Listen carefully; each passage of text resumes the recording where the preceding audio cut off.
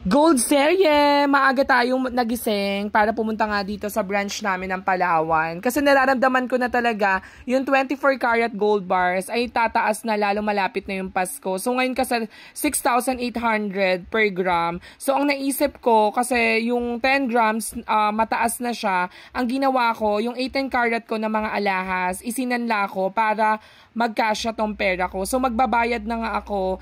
Ito 67,500 ko nakabili. So may onting discount tayo na nakuha dito kay Palawan kasi meron tayong card ng Palawan. At syempre naglista na rin ako. Mahalaga to ha na kailangan meron kayong resibo ha. Itama nyo yung mga ano nyo. And then sobrang saya ko lang kasi akalaan mo yun dati nangangarap ka lang. Yung akala mo pang mayaman lang pero ikaw kaya mo nang bilhin. So alam nyo naman investment talaga. And hindi naman ako mahilig magsuot ng mga alahas. So ang tina-target ko talaga yung 24 karat na gold bars. Itatabi ko lang ito. So ayan, meron na tayong 10 grams.